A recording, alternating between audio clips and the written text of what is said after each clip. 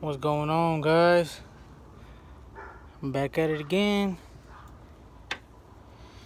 I don't know, that shit just, the little vacuum thing keeps bugging me, so I was checking everything and I found this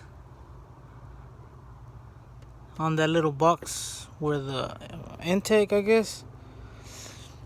So I found that little crack. I mean, could that be the possible small leak? I mean, vacuum leak? What do you guys think? I mean, I think so. I think that's it.